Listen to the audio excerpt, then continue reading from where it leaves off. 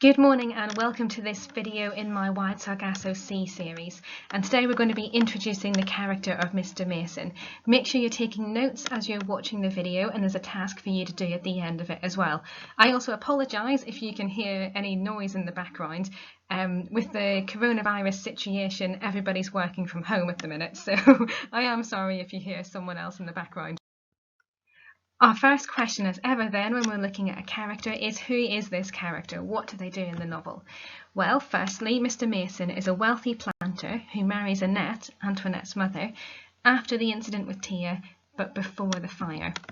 And throughout the text, Mr. Mason symbolises upper class, patriarchal and colonial dominance on the island, with the blindness of reality and unshakable sense of entitlement and ascendancy over others that comes with that. Now, I've got a quotation here from another source. This is from the British Library website, which I really recommend you look at. So if you just Google British Library Wide Sargasso Sea, you'll find a whole host of articles exploring different ideas in the text.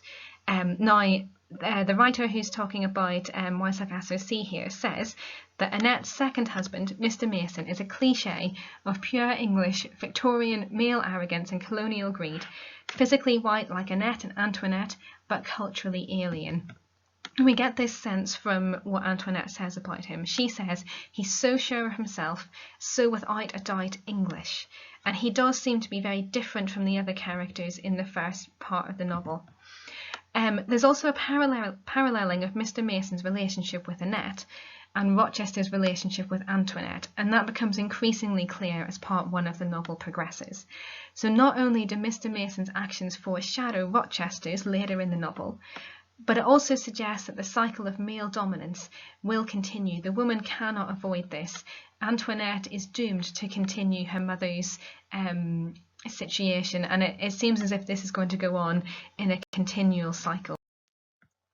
Bit of key terminology for you here then. So the word paternalism is really important when we're talking about Mr. Mason. And paternalism is the policy or practice on the part of people in authority of restricting the freedom and responsibilities of those subordinate to or otherwise dependent on them in their supposed interest. So if you have a look at the cartoon here, this really explains what paternalism is. And I suppose these days we might say that mansplaining is an example of paternalism. So we have the White House in the background, we have a woman who's asking for pay equity with men, and the man says, "It's a nice idea, hun, but it involves a lot of complicated maths." So obviously the judgment there is that he's assuming that this woman won't be able to do the maths. And then the example I've got here at the bottom of the screen as well, it says that in the southern United States before the Civil War, so during the time of slavery, paternalism was a concept used to justify the legitimacy of slavery.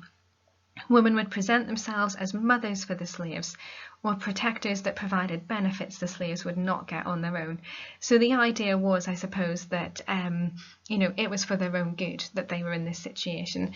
And of course that's horrific to us in the modern world, but this idea of paternalism is found throughout Wide Sargasso Sea as the men talk about people of other ethnic backgrounds and also women, and say that they need to look after them, they need to help them because they're not quite as able to look after themselves. Okay, so Mr. Mason's motivations in the text then are really important to understanding the kind of the financial, the economic hierarchy in the novel. So firstly, his primary reason for marrying Antoinette's mother, Annette, seems to be financial. So at the celebration of their marriage, one of the onlookers asks, why should he marry a widow without a penny to her name and Calibri a wreck of a place? And a little bit later in the text, another voice says, he came to make money as they all do. Some of the big estates are going cheap. So because he marries Antoinette, he doesn't actually have to buy the estate of Calibri. He can just inherit it, I suppose. He gets control of it when he marries her.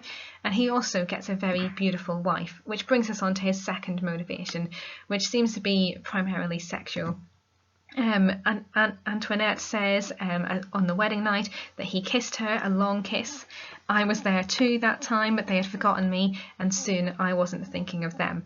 And Mr. Mason's kind of carefree kissing of Antoinette's mother, the fact that they're ignoring the little girl who's sitting in front of them, shows just how arrogant he is and how he ignores the situation of all of the other people around him. And Mr. Mason is also completely blind to the reality of what's going on in Calibri. So Antoinette tries to explain to him that their family has a complex history. She's trying to explain to him why they don't really see their Aunt Cora, who lives in Spanish Town, why the family is fractured and different people don't speak to each other and so on. And he seems to think that this is completely ridiculous. And she says to herself, not to him obviously, says to herself, none of you understand about us. And now, I suppose it's quite a throwaway comment, and it's also quite a throwaway comment to say that Antoinette is just thinking this, that she doesn't actually say it out loud. But what we see throughout the text is that language is power and words have an almost concrete existence in the world. If Antoinette had said this verbally to Mr. Mason, that would have been challenging his authority. But what we actually see is, even in this early stage of her life, is that Antoinette understands that there are certain people's authority that she shouldn't challenge, because there will be difficult consequences to that. So she says that into herself, and she just lets Mr. Mason go on in his mistaken existence. Annette herself tries to warn her husband that trouble is coming, and he says, Annette, be reasonable. You were the widow of a slave owner, the daughter of a slave owner, and you had been living here alone with 2 children for nearly 5 years when we met. Things were at their worst then, but you were never molested, never harmed. And then she replies, how do you know that I was not harmed? So this is really interesting, because Mr. Mason here places Annette within a social hierarchy. So he gives her an identity in terms of her relationship with the men in her life. So the widow of a slave owner, her first husband, Mr. Cosway, the daughter of a slave owner, so Annette's father, and then for nearly 5 years when we met, so her new husband. So he sees women as being important only in their relationships with men, and those relationships are primarily financial or marital as well. And he makes assumptions about Annette. You were never molested, and she seems to have a slightly different understanding of molested here. So her understanding of harmed, it could be physical, and maybe there's just no scars from that, but it could also be psychological. And she seems to imply here, she's challenging Mr. Mason, her husband, and saying, you know, you don't actually understand my psychological state. You don't understand what's going on in my mind here. You don't know me at all. And this is, I suppose, when Antoinette doesn't verbally challenge Mr. Mason. She doesn't use her language to assert any kind of power or challenge towards him. Annette actually does that. And every time Annette does try to stand up against her husband and use her words in order to challenge him, she gets beaten back with some kind of insult.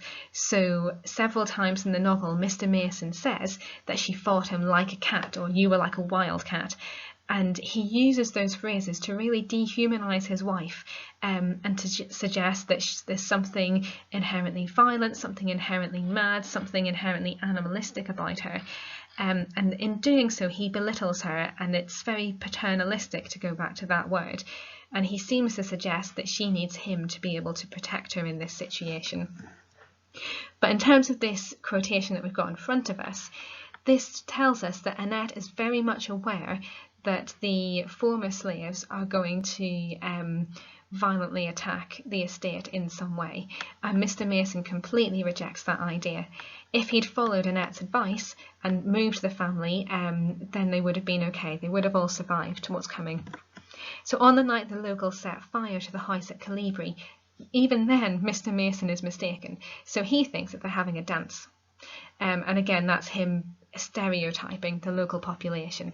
And even when he realises that there is a problem, he still maintains there's no reason to be alarmed.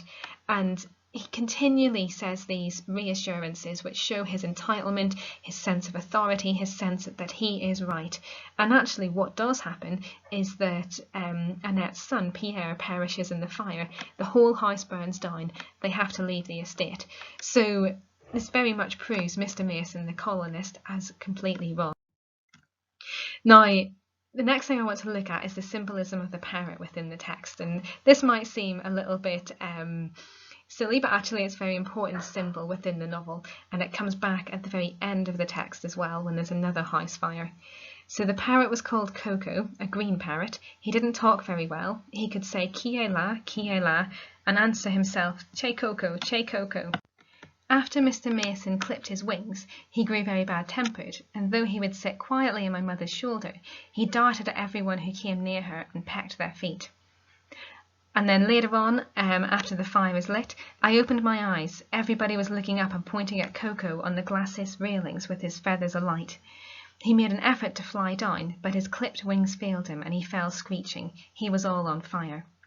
Now, the parrot interestingly didn't talk very well, and this is another example in the novel of people who can and can't use language in order to assert their power. So the fact that Coco can't speak indicates that in some way he's outside of, I mean, of course he's an animal, but indicates that he's outside of the power hierarchy of the novel. And later on, actually, Annette and also Antoinette use this phrase as well, qui est là, who is there, indicating that in some way the parrot symbolises their situation at this point. Mr. Mason clips the parrot's wings, and I suppose if we think about a bird flying, it would symbolise freedom, independence, independent thought, the ability to escape a situation, and to fly up into the sky. But Mr. Mason clips the wings and prevents the parrot from being able to fly. And he does very much the same thing to Annette and Antoinette. He ties them down, and his appearance in the novel, his marriage to Annette, comes at exactly the same point in time when Antoinette's experience of the natural world changes and she starts to feel alienated from the places that she had loved so much. And so in a sense, Mr. Mason's arrival and all of the kind of accoutrements of society that he brings with him clip the wings of the woman who form his new family. And it's also interesting here that Coco would sit quietly on my mother's shoulder, and he almost seems to protect her as well. So in some sense, Coco seems to be a kind of extension of Annette, but also able to externalize some of her feelings towards other people, and that feeling that she needs to protect herself because of the different traumas that she's been through. So then after the fire, or during the fire, sorry, Coco is unable to fly away because his wings have been clipped. And so actually, in a sense, it's Mr. Mason who causes Coco to die. He also refuses to let Annette go back into the house to rescue Coco and to pick him up. So again, what we see is Mr. Mason, the colonialist, the patriarch, the arrogant, entitled British white man, causes the death and destruction of people around him.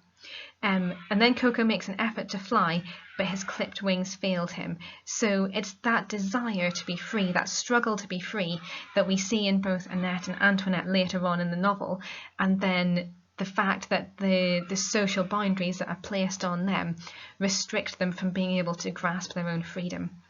It's very symbolic as well that the house that's on fire represents the colonial situation in Jamaica as well, and that symbol of the big house you find throughout literature as a representation of kind of the stability of money and finance, of power, of the patriarchy. And in quite a number of texts we also see that those big houses being burnt down or being destroyed, particularly if you look at novels written about Ireland and the growing independence of Ireland. We see that quite a lot. So your independent learning task then for this section of the course is to write a response to this question, or at least gather some evidence to respond to this question. So in part 1 of Why Sargasso Sea, Mr. Mason symbolises the callous exploitation of those he regards as weak, due to their gender, social class or ethnicity. He is clearly cast as the villain of the piece, and to what extent do you agree? Okay, so write up your answers to that, and I look forward to seeing you again in the next video.